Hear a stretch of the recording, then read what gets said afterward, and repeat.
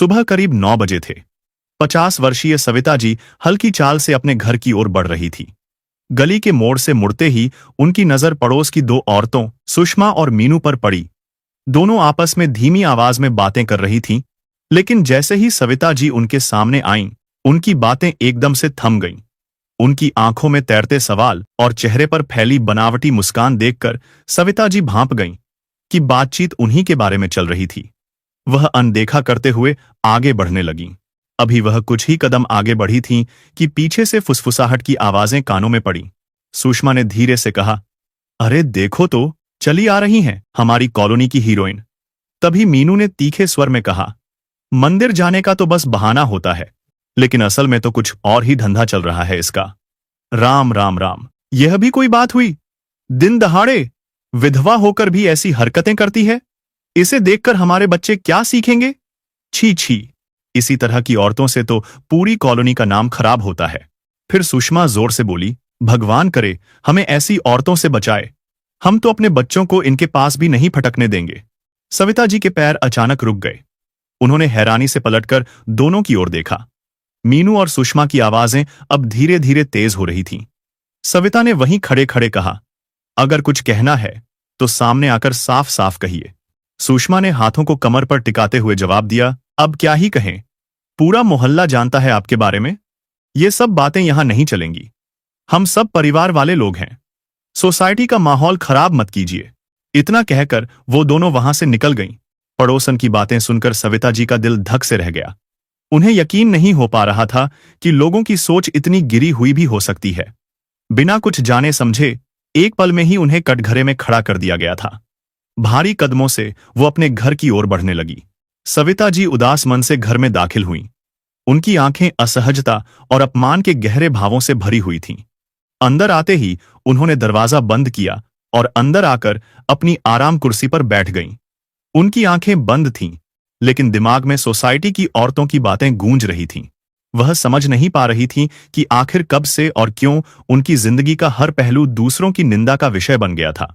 तभी उनकी 25 वर्षीय बेटी मुस्कान अपने कमरे से बाहर आई। उसके चेहरे पर एक चंचल मुस्कान थी। मां, आज हम दोनों के लिए नाश्ता मैं बनाने वाली हूं, आप खाकर बताइएगा कि कैसा बना है। सविता ने उसकी बात का जवाब नहीं दिया। वह अपनी ही दुनिया में खोई हुई थी। उनका चेहरा उदासी की परछाई में ढका हुआ था। उनकी यादें उन्हें उनके बचपन के उन दिनों में ले जा चुकी थीं, जहां उनके हिस्से में केवल दर्द और तिरस्कार ही आया था। जब वह महज 4 साल की थीं, उनकी मां का चेहरा तो जैसे उनकी यादों से धुंधला हो गया था। उन्हें केवल इतना याद था कि उनकी मां बहुत बीमार थीं और एक रात हमेशा के लिए चली गईं। मां के जाने के बाद पिता ही उसकी दुनिया थे। सविता अपने पिता के साए में खुद को सुरक्षित महसूस करती थी, लेकिन उस सुकून को भी किस्मत ने ज्यादा देर टिकने नहीं दिया। जब वह 16 साल की थी, एक सुबह उनके पिता ने भी इस दुनिया को अलविदा कह दिया। वह दिन सविता की जिंदगी में सबसे बड़ा तूफान बनकर आया था। पिता की आखिरी सांसों के साथ साथ सविता के जीवन की सारी खुशियां भी खत्म हो गई थीं। पिता अपने आखिरी वक्त में केवल एक बात कहकर गए थे, बेटी सविता, अब तुम्हारे चाचा चाची का घर ही तुम्हारा घर है। वे तुम्हें हमेशा अपनी बेटी की तरह रखेंगे। सविता को अच्छे से याद था कि चाचा चाची ने उन्हें अपनी छत तो दे दी थी, लेकिन अपने दिल में कभी जगह नहीं दी। वह घर उसके लिए एक बूचड़खाने से कम नहीं था। चाची अक्सर कहा करती, बिन मां बाप की लड़की है, ज्यादा सिर चढ़ाएंगे तो नाक कटवाएगी। जितना जल्दी घर का काम करना सीखेगी, इसके लिए ही अच्छा होगा। कल को शादी करनी है तो कोई शिकायत न करे। चाचा ने भी कभी उनकी बातों का विरोध नहीं किया। सविता को घर का हर छोटा बड़ा काम करना पड़ता। सुबह जल्दी उठकर पानी भरना, झाड़ू पोछा करना, खाना बनाना, इन सब के बीच उसकी कॉलेज की पढ़ाई छूट गई। लेकिन पढ़ने का शौक था, इसलिए आगे की पढ़ाई सविता ने घर पर रहकर जारी रखी। सविता की जिंदगी एक संघर्ष बन चुकी थी, लेकिन उसके स्वभाव में हार मानना नहीं था। चाचा चाची के घर में रहते हुए हर तरह की मुश्किलों के बावजूद उसने अपनी पढ़ाई पूरी कर ली। वह देर रात जब सारे घर के काम खत्म हो जाते, तब अपने कमरे में बैठकर किताबों में खो जाती। पढ़ाई पूरी होने के बाद उसने एक अच्छे स्कूल में टीचर की नौकरी के लिए अप्लाई किया। इंटरव्यू में उसकी सादगी, ज्ञान और लगन देखकर स्कूल के लोगों ने उसे तुरंत नौकरी दे दी। जब सविता ने यह खुशखबरी चाची को सुनाई, तो चाची ने बेरुखी से कहा, ठीक है, लेकिन अब घर के खर्चे में भी हाथ बंटाना पड़ेगा। जो कमाएगी वो घर में आएगा।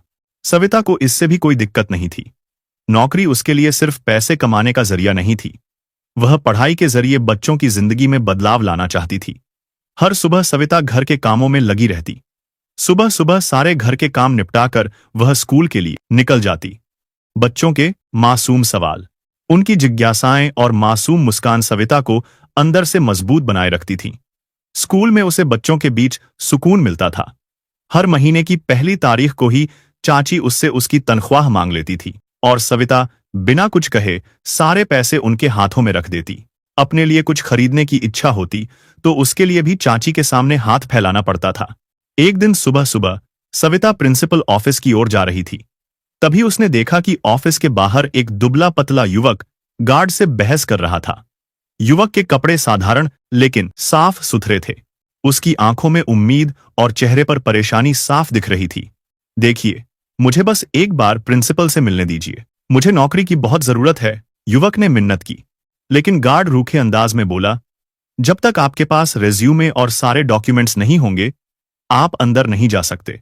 अब जाइए, यहां कोई बहस मत कीजिए। सविता ने थोड़ी देर यह सब देखा, लेकिन क्लास का समय हो रहा था तो वह आगे बढ़ गई। अगले दिन फिर वही युवक ऑफिस के बाहर खड़ा दिखा। इस बार वह सीधे सविता के पास आया। मैडम, मेरा नाम रमन है, मैं यहां नौकरी के इंटरव्यू के लिए आया हूं। कल भी आया था पर गार्ड ने मुझे अंदर नहीं जाने दिया।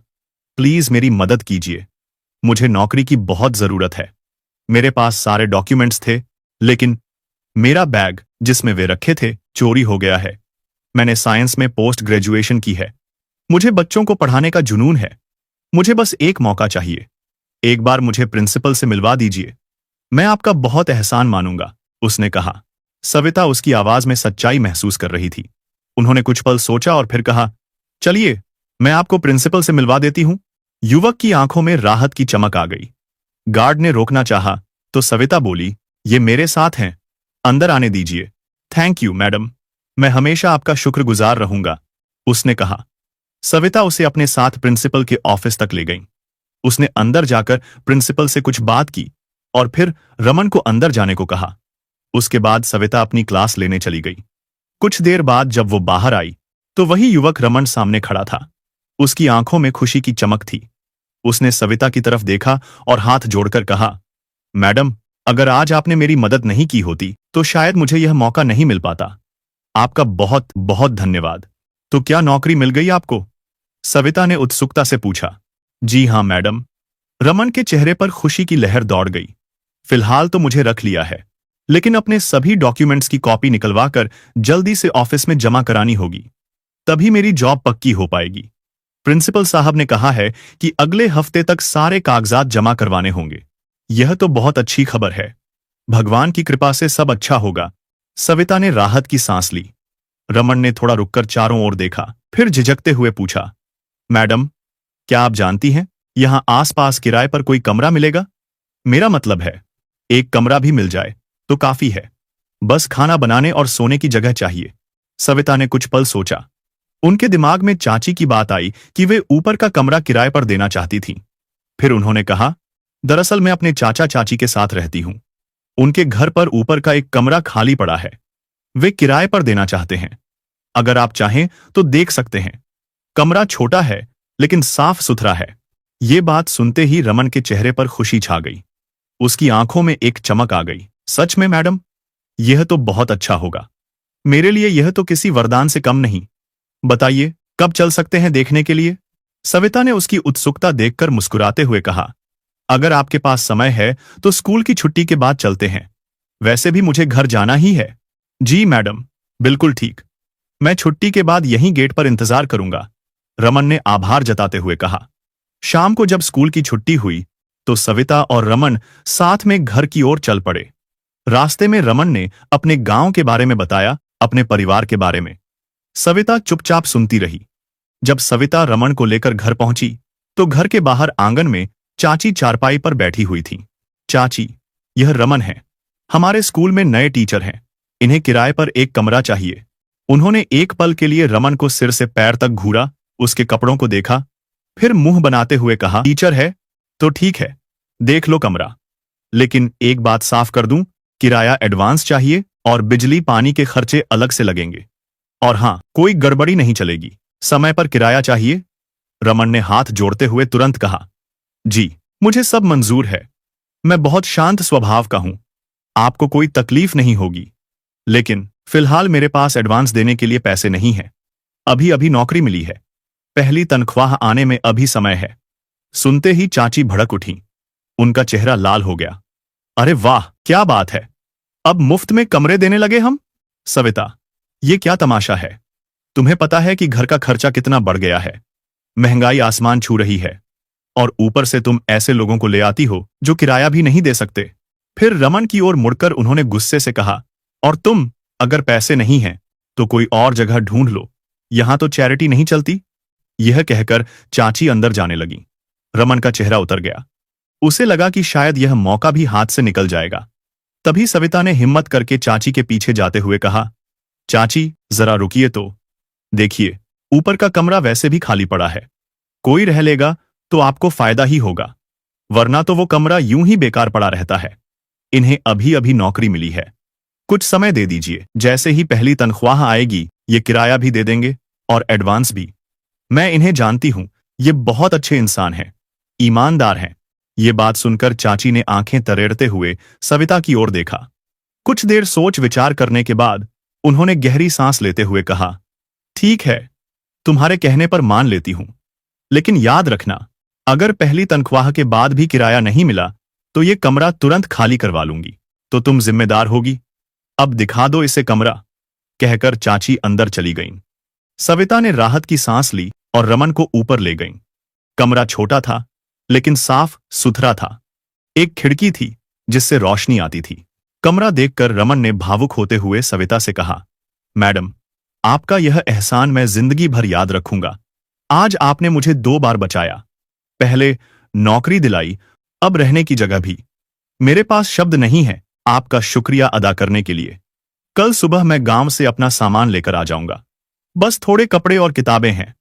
देखो रमन, वो तो ठीक है, सविता ने गंभीरता से कहा, लेकिन एक बात याद रखना, यहां के नियम कायदों का पूरा ध्यान रखना पड़ेगा। चाची थोड़ी सख्त हैं लेकिन दिल की अच्छी हैं। बस समय पर किराया देना और कोई शिकायत का मौका मत देना। जी सविता मैडम, मैं इसका पूरा ध्यान रखूंगा।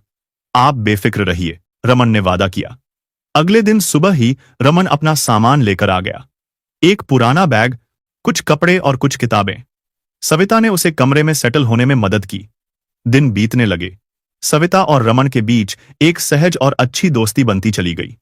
जब भी सविता को साइंस विषय में कोई परेशानी होती, वह रमन से पूछ लेती। रमन भी बड़ी ही धैर्यपूर्वक उसकी समस्याओं को हल कर देता। धीरे धीरे दोनों के बीच की बातचीत बढ़ने लगी। आज भी सविता को साइंस विषय पर किसी प्रोजेक्ट की तैयारी करनी थी, लेकिन शुरुआत कहां से करे समझ नहीं आ रहा था। इसलिए सलाह लेने के लिए वह रमन के पास चली गई। दरवाजा खटखटाने पर रमन की धीमी आवाज आई, दरवाजा खुला है। सविता अंदर गई तो देखा कि रमन बिस्तर पर लेटा हुआ था। उसका चेहरा उतरा हुआ था। रमन सर, क्या हुआ? आप ठीक तो हैं? रमन ने बमुश्किल जवाब दिया। कुछ नहीं, बस थोड़ा बुखार है। सविता उसकी हालत देखकर चिंतित हो गई और एक कटोरी में ठंडा पानी डालकर ले आई और रमन के माथे पर गीली पट्टियां रखने लगी।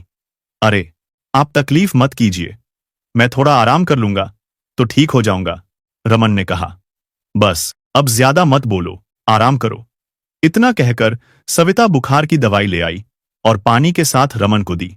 मैडम, आपके इस एहसान को मैं कभी नहीं भूलूंगा। अरे, इसमें एहसान वाली कौन सी बात हो गई? इंसानियत नाम की भी कोई चीज होती है ना? सविता ने मुस्कुराते हुए कहा। रमन सविता के व्यवहार से बहुत प्रभावित हो चुका था। धीरे धीरे रमन और सविता के बीच एक अनकहा सा रिश्ता बन गया था। इस दौरान सविता ने भी महसूस किया कि रमन नेक दिल होने के साथ साथ एक मेहनती इंसान भी था। सप्ताह के अंतिम 2 दिनों में रमन गरीबों की बस्ती में जाकर उनके बच्चों को पढ़ाया करता था। रमन की इस प्रवृत्ति ने सविता को और भी प्रभावित किया। वह मन ही मन सोचने लगी, रमन सिर्फ अच्छे इंसान ही नहीं, बल्कि वे ऐसे इंसान हैं जिनके साथ जीवन को बेहतर बनाया जा सकता है।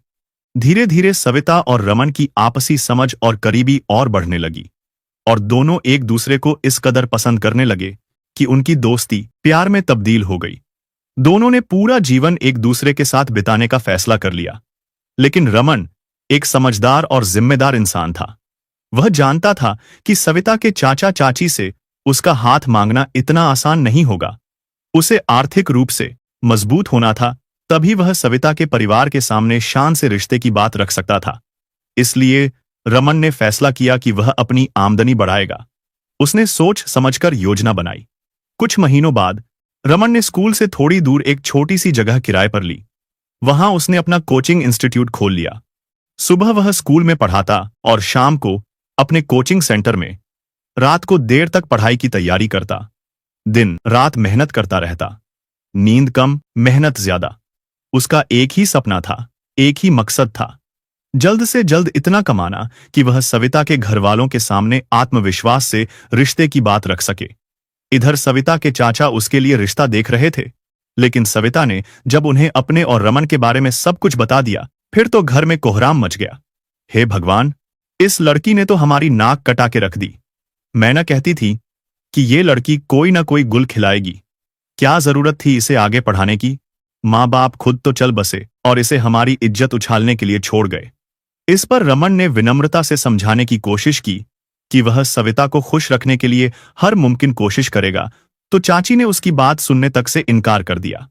बस, बहुत हो गया, अब एक शब्द और नहीं सुनना, चाचा ने गुस्से से दहाड़ते हुए कहा और रमन के हाथ पकड़कर जोर का धक्का दिया। रमन लड़खड़ाते हुए बाहर गिर गया। नहीं, रमन! सविता जोर से चीखी और उसकी तरफ दौड़ी, लेकिन चाची ने झट से सविता को पकड़ लिया। कहीं नहीं जाएगी तू, अंदर चल, अभी के अभी। रमन उठा और दरवाजे पर आकर फिर से समझाने की कोशिश करने लगा। अंकल जी, प्लीज एक बार मेरी बात तो सुन लीजिए। लेकिन चाचा ने उसके मुंह पर दरवाजा बंद कर दिया।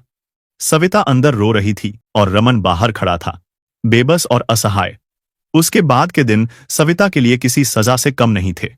चाची ने उससे बात करना पूरी तरह बंद कर दिया। घर में सिर्फ ताने, गालियां और गुस्सा बरसता रहता। सविता को उसके कमरे में बंद कर दिया गया। स्कूल जाने की भी इजाजत नहीं थी।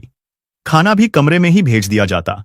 और करीब एक हफ्ते बाद बिना कोई जांच पड़ताल किए एक बड़ी उम्र के लड़के के साथ सविता की शादी तय कर दी। लड़के का नाम गोपाल था, उम्र लगभग 40 साल, लेकिन धन की कमी नहीं थी। सविता ने शादी का विरोध किया, लेकिन चाची ने धमकाते हुए कहा, यह शादी होकर रहेगी, चाहे इसमें तेरी मर्जी हो या न हो। शादी के कुछ महीनों बाद सविता को पता चला कि चाचा चाची ने गोपाल और उसके परिवार से सविता की शादी कराने के बदले में मोटी रकम ली थी। उसकी शादी एक सौदे की तरह हुई थी, जैसे कोई चीज बेची जाती है। यह जानकर सविता टूटकर बिखर गई। उसे लगा कि दुनिया में किसी ने भी उसे सच्चे दिल से प्यार नहीं किया। सब ने सिर्फ इस्तेमाल किया। सास ससुर तो थे नहीं उसके, ससुराल में उसके जेठ जेठानी थे। उसकी जेठानी हद से ज्यादा चालाक थी। पूरे घर में जेठानी का रोब चलता था। सविता का पति तो दिन रात शराब के नशे में धुत रहता था। दुकान पर भी शराब पीकर पड़ा रहता और रात को भी शराब के ठेके से होकर ही घर लौटता। समय अपनी रफ्तार से चल रहा था। सविता की शादी को 1 साल पूरा हुआ तो उसने एक प्यारी सी बेटी को जन्म दिया। बच्ची के आगमन से सविता को लगा कि शायद अब उसकी जिंदगी में कुछ खुशी के पल आएंगे। लेकिन उसी दिन उसका पति गंभीर रूप से बीमार हो गया।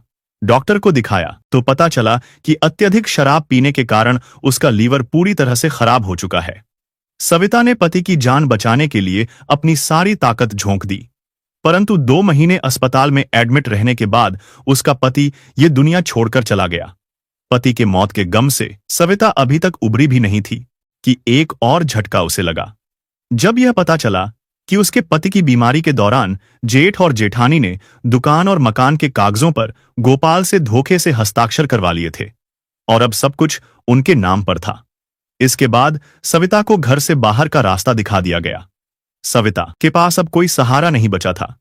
मायके लौटने का तो सवाल ही नहीं था, क्योंकि चाचा चाची ने शादी के समय ही साफ कह दिया था, ससुराल ही अब तेरा घर है, यहां लौटने के बारे में सोचना भी मत। बच्ची को गोद में लेकर सविता सड़क पर आ गई थी। आखिरकार अपने पुराने स्कूल की प्रिंसिपल सुमित्रा मैडम का ख्याल आया। प्रिंसिपल मैडम के साथ उसके बहुत अच्छे संबंध हुआ करते थे। वो एक समाज सेविका भी थी। जब सविता ने उनके घर का दरवाजा खटखटाया तो उसे ऐसी हालत में देखकर प्रिंसिपल भी हैरान रह गई थी।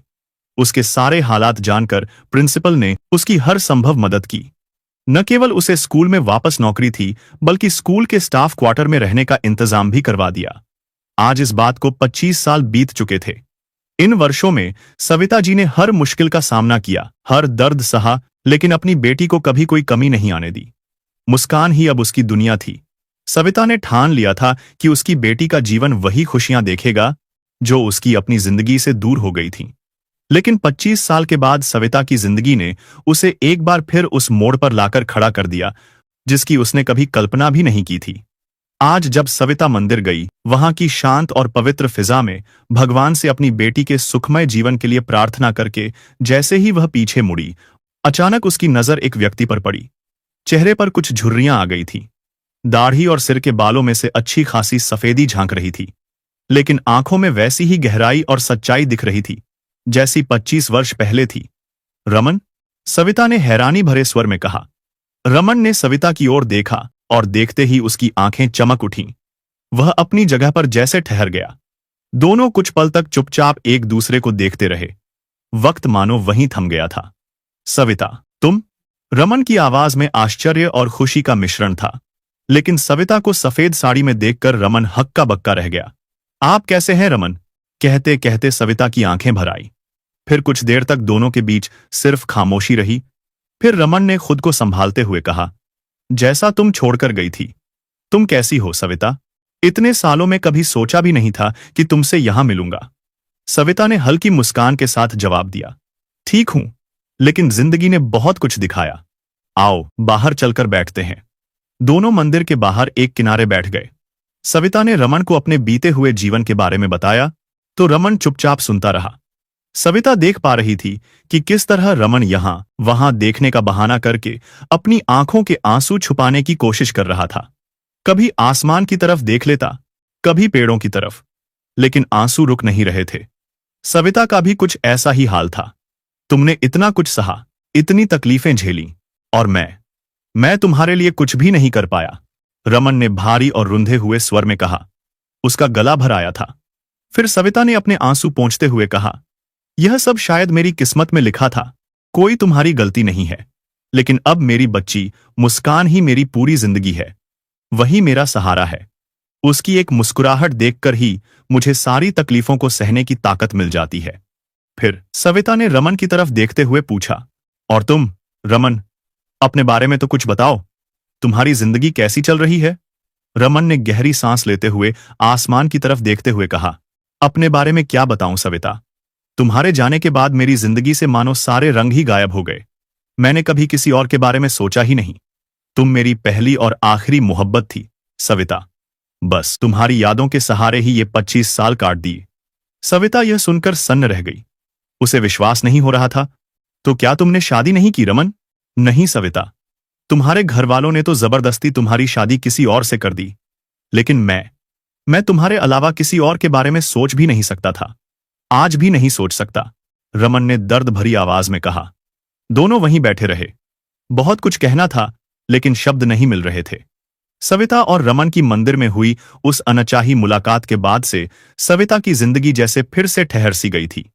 अतीत के वो दर्द, वो यादें जिन्हें उसने 25 सालों में बड़ी मुश्किल से भुला दिया था, अब एक बार फिर उसके दिल और दिमाग पर हावी होने लगे थे। उसने कभी सोचा भी नहीं था कि रमन ने इतने साल अकेले, उसके बिना, उसकी यादों में यूं ही बिता दिए होंगे। आज घर पहुंचकर सविता का मन लगातार अतीत और वर्तमान के बीच झूलता रहा। रमन का फिर से उसकी जिंदगी में आना उसे एक अजीब सी राहत भी दे रहा था, और दर्द भी। वह सोच रही थी कि कैसे अपने कठिन समय में भी उसने कभी हार नहीं मानी। लेकिन पड़ोस की औरतों ने उसे और रमन को साथ बैठे हुए बातें करते देखा तो ऐसी ऐसी बातें कही जो उसे भीतर तक चीरती जा रही थी। उसके दिल में एक गहरी वेदना थी। तभी उसकी बेटी मुस्कान की आवाज आई, मां, आप कहां खो गई थीं? और आप क्यों रो रही हैं? कुछ हुआ है क्या? सविता जी अपनी साड़ी के पल्लू से अपनी आंखों के आंसू पोंछने लगी और कहा, नहीं बेटा, कुछ नहीं। लेकिन मुस्कान ने झुंझलाते हुए कहा, नहीं मां, कोई बात तो जरूर है। आप बहुत उदास दिखाई दे रही हैं। मुझे नहीं बताएंगी? फिर वह बात पलटते हुए हल्के से मुस्कुराते हुए बोली, बस बेटा, सोच रही थी कि एक बार कोई अच्छा सा रिश्ता देखकर तेरी शादी कर दूं तो अपनी जिम्मेदारी से मुक्त हो जाऊं। यह बात सुनते ही मुस्कान भड़क पड़ी। क्या माँ, आपको कितनी बार कहा है कि मुझे कोई शादी वादी नहीं करनी। आपको अकेले छोड़कर मैं कहीं नहीं जाने वाली। और आज के बाद मेरे सामने शादी का नाम भी मत लेना। मैं सिर्फ आपके साथ रहना चाहती हूं। मुझे अपनी जिंदगी में और किसी के साथ की जरूरत नहीं है। अच्छा बाबा, नहीं करती तेरी शादी के बारे में बात। तू तो नाश्ता बना रही थी ना? क्या बनाया है? मुस्कान जल्दी से रसोई में गई और चाय के साथ ब्रेड टोस्ट लेकर आई और सविता जी के पास आकर बैठ गई। माँ बेटी दोनों एक साथ बैठकर नाश्ता करने लगी। फिर मुस्कान अपनी नौकरी पर जाने के लिए निकल गई, लेकिन मुस्कान समझ रही थी कि कुछ न कुछ जरूर है जो उसकी माँ को अंदर ही अंदर परेशान कर रहा है। मुस्कान के जाने के बाद सविता जी ने फिर से अपनी डायरी निकाली, जिस पर अपने दिल का हाल वो अक्सर लिखा करती थी। अपने दिल का हर एक दर्द, अपनी बीती हुई जिंदगी के अंश और हर कठिनाई जो उन्होंने झेली थी, उसी डायरी के साथ ही साझा किया करती थी। उस दिन के बाद सविता ने खुद को घर के कामों और स्कूल की जिम्मेदारियों में झोंक दिया, लेकिन भीतर से वह टूट चुकी थी। मुस्कान ने कई बार महसूस किया कि उसकी मां अब पहले जैसी नहीं रही। जब भी सविता डायरी में कुछ लिखती, तो मुस्कान को यह देखने की जिज्ञासा होती कि उसकी मां उस डायरी में क्या लिखती है, लेकिन उसने कभी पूछने की हिम्मत नहीं की। अक्सर मंदिर में सविता और रमन की मुलाकात हो जाया करती थी। कभी कभार रमन का फोन भी आ जाता और हल्के फुल्के अंदाज में सविता का हाल पूछ लेता और फिर धीरे धीरे बातों का सिलसिला गहरा होने लगता। उनकी बातचीत कभी ज्यादा लंबी नहीं होती, लेकिन उन चंद मिनटों में दोनों के बीच की भावनाएं अनकही रह जाती थीं। मंदिर में रमन को देखे हुए करीब एक सप्ताह हो चुका था। सविता को चिंता होने लगी थी। पहले तो उसने इसे नजरअंदाज किया, लेकिन जब रमन का फोन भी नहीं आया तो सविता से रहा नहीं गया। आखिरकार उसने खुद रमन को फोन किया तो पता चला कि कुछ दिनों से रमन की तबीयत ठीक नहीं थी। सविता ने फोन पर ही रमन का पता पूछा और तुरंत उसके घर के लिए निकल पड़ी। रमन के घर का माहौल शांत था। सविता ने जब दरवाजा खोला तो रमन ने कहा, अरे तुम यहां क्यों आई? मैं तो ठीक हूं। सविता ने उसकी ओर देखा। वहां पहुंचकर रमन की हालत देखी तो सविता के माथे पर चिंता की लकीरें गहरी हो गईं। उसकी हालत देखकर उसका दिल भर आया। रमन बहुत कमजोर और थका हुआ लग रहा था। कमरे में दवाइयां तो दूर, ठीक से खाने का भी कोई इंतजाम नहीं था। तुमने डॉक्टर को दिखाया? सविता ने पूछा। नहीं, खुद से ठीक हो जाऊंगा, रमन ने लापरवाही से कहा। तुम भी ना आज भी बिल्कुल वैसे ही हो जैसे 25 साल पहले थे। बिल्कुल लापरवाह, सविता ने गुस्से में रमन को डांटते हुए कहा तो रमन मुस्कुरा उठा। तुम्हारी हालत देखकर तो नहीं लगता कि तुम ठीक हो। चलो डॉक्टर के पास चलते हैं। मैं कोई बहाना नहीं सुनूंगी, सविता ने बड़े हक से कहा। रमन ने थोड़ी ना नुकुर की, लेकिन सविता की जिद के आगे हार मान गया। सविता उसे डॉक्टर के पास ले गई। डॉक्टर ने रमन की जांच की और कुछ जरूरी दवाइयां लिख दी। सविता ने सब दवाइयां ली और फिर दोनों घर वापस लौटे। घर पहुंचकर सविता ने रसोई में जाकर हल्का फुल्का खाना बनाया। रमन ने उसे मना करने की कोशिश की, लेकिन उसने साफ शब्दों में कह दिया, चुपचाप बैठो। तुमने खुद का बिल्कुल ख्याल नहीं रखा है, अब मेरी बात माननी होगी। जब रमन ने खाना खाया तो उसके चेहरे पर थोड़ी राहत दिखी। सविता की आंखों में भी सुकून था। वह चाहती थी कि रमन जल्द ठीक हो जाए। खाना खत्म होने के बाद दोनों कुछ देर तक चुपचाप बैठे रहे। कुछ और मिनट की खामोशी के बाद रमन ने थोड़ा झिझकते हुए कहा, सविता, तुम्हें सुनने में थोड़ा अटपटा लगेगा, शायद अजीब भी, लेकिन मैं तुमसे कुछ कहना चाहता हूं। बहुत दिनों से दिल में है। सविता ने उसकी ओर देखा। क्या बात है रमन? बोलो ना। रमन ने गहरी सांस ली। उसका दिल तेजी से धड़क रहा था। फिर उसने कहा, सविता, जिंदगी ने हम दोनों को बहुत कुछ दिखाया है। मैंने तुम्हारे बिना जीना सीखा और तुमने भी अपनी जिंदगी में बहुत संघर्ष देखा। 25 साल बीत गए, हम दोनों अब बुढ़ापे की तरफ बढ़ रहे हैं। मैं अकेला हूं, तुम भी अकेली हो। मैं बस यह पूछना चाहता था कि क्या उम्र के इस पड़ाव पर क्या हम दोनों एक दूसरे का सहारा बन सकते हैं? क्या तुम मेरे साथ अपनी बाकी की जिंदगी बिताना पसंद करोगी? सुनकर सविता हैरान रह गई। उसकी आंखों में भावनाओं का तूफान उमड़ने लगा। उसका दिल तेजी से धड़कने लगा। उसने रमन की ओर देखा, लेकिन कुछ बोल नहीं पाई। गला सूख गया था। रमन उसकी खामोशी का अर्थ समझ गया। उसने कहा, सविता, मैं तुम्हारी भावनाओं को समझता हूं। मुझे पता है कि यह आसान नहीं है।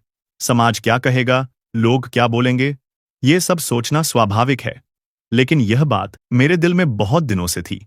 मैंने सोचा कि कह देना चाहिए। फैसला पूरी तरह से तुम्हारे हाथ में है।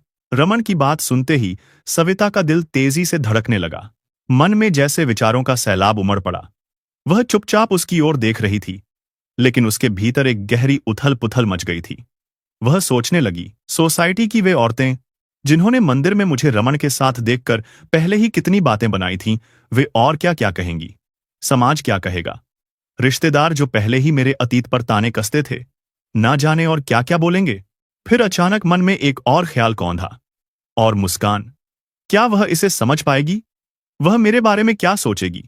कैसे नजरें मिला पाऊंगी मैं उससे? सविता का दिल इन सवालों के जवाब तलाशने की कोशिश कर रहा था, लेकिन सारे जवाब और सवाल उलझ कर रह गए थे। रमन उसकी खामोशी को भांप रहा था। सविता, मैं जानता हूं कि तुम्हारे लिए यह फैसला आसान नहीं है। मैं बस यह चाहता हूं कि तुम बिना किसी दबाव के सोचो।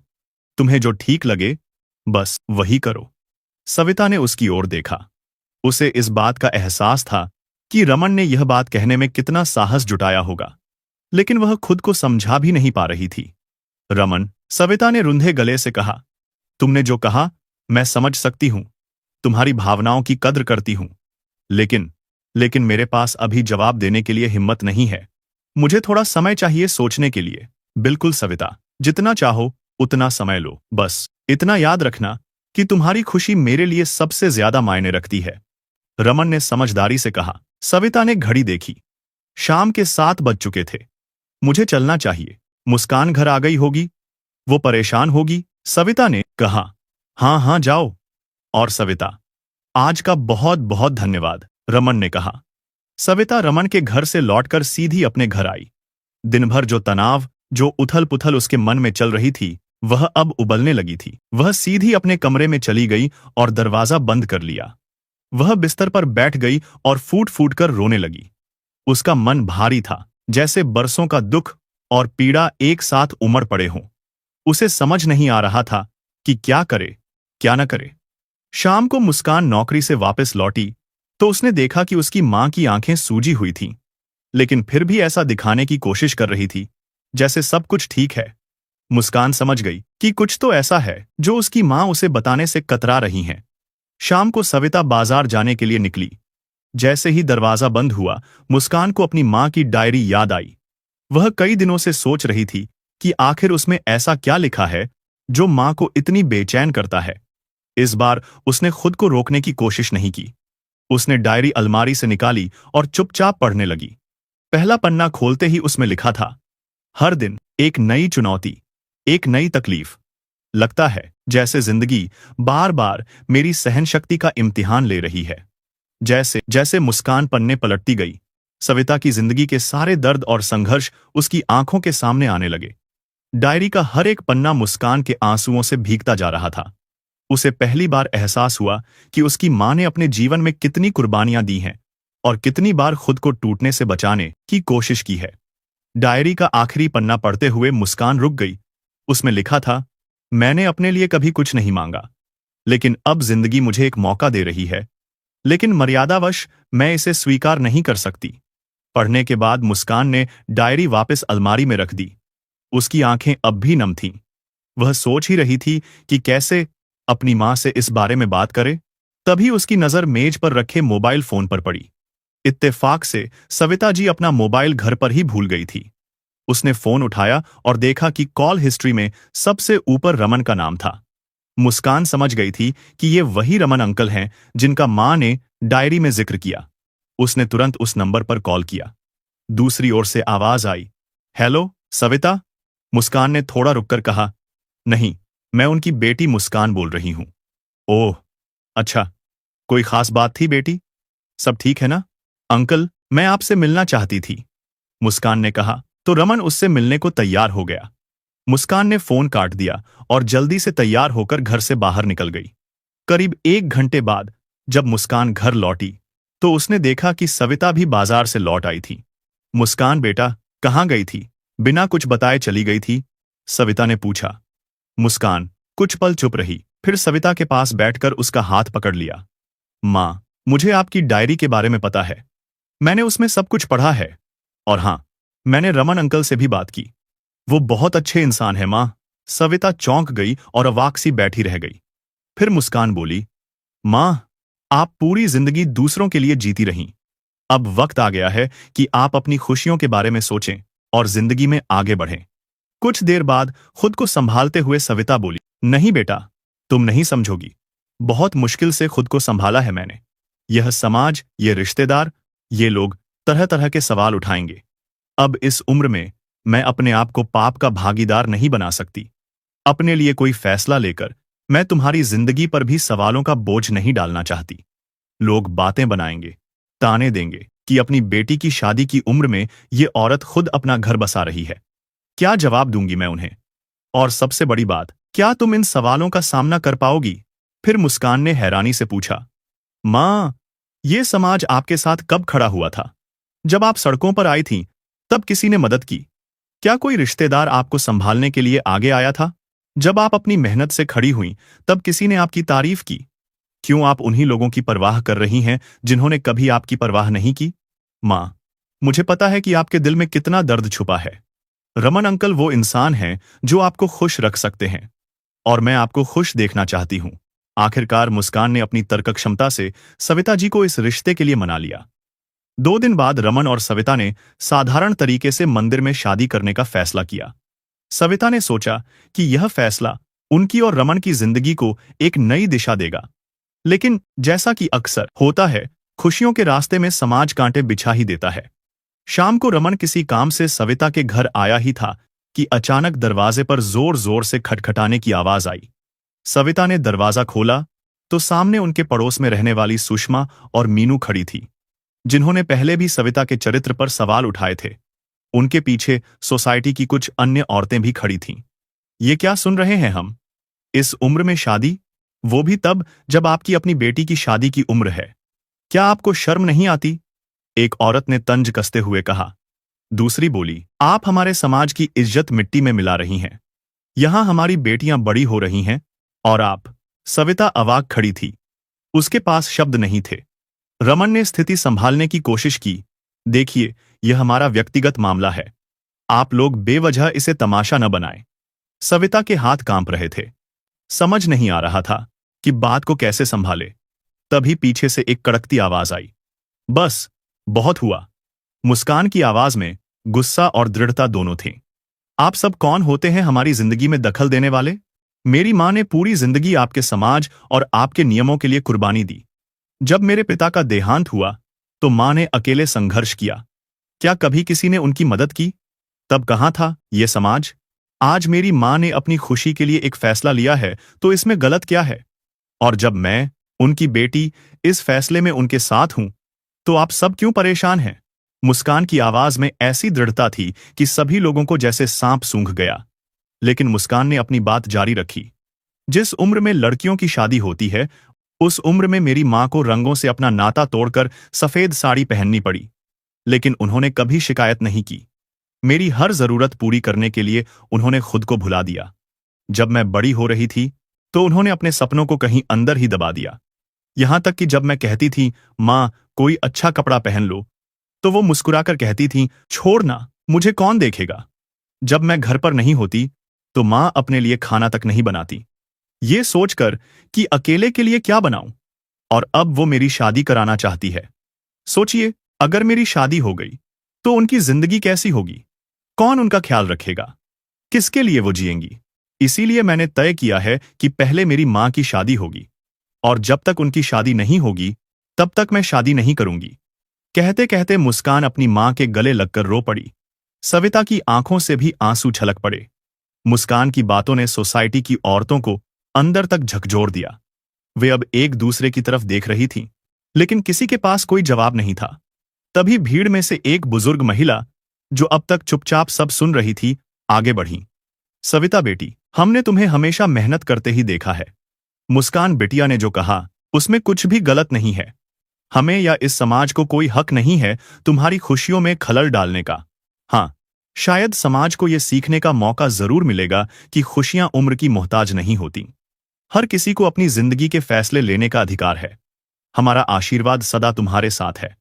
ये बात सुनकर बाकी औरतें भी धीरे धीरे सहमत होने लगीं। आपकी बेटी ने जो कहा वो आजकल की पीढ़ी के लिए एक मिसाल है। कुछ ही समय में माहौल बदल गया। जहां कुछ देर पहले ताने और आरोप थे, वहां अब समर्थन और सराहना थी। सभी औरतें उन्हें शुभकामनाएं देकर अपने घर चली गईं। 2 दिन बाद सविता और रमन ने मंदिर में साधारण तरीके से शादी कर ली। मुस्कान ने अपनी मां का हाथ पकड़कर उन्हें मंडप तक ले जाने में हर कदम पर उनका साथ दिया। आज अपनी मां को लाल जोड़े में देखकर वो बहुत खुश थी। इस घटना के बाद न केवल सविता की जिंदगी बदली, बल्कि पूरे समाज को एक संदेश भी मिला कि खुशियों पर सबका हक होता है। लोगों ने न केवल सविता के फैसले को स्वीकार किया, बल्कि उन्हें एक नई शुरुआत के लिए प्रोत्साहित भी किया। और मुस्कान, वह तो अपनी मां की इस नई जिंदगी को देखकर संतोष और गर्व से भर उठी थी। सविता और रमन के घर में अब खुशियों का माहौल था। जहां कभी तन्हाई का सन्नाटा पसरा था, वहां अब हंसी, खुशी और प्यार की गूंज थी। तो दोस्तों, आपको क्या लगता है?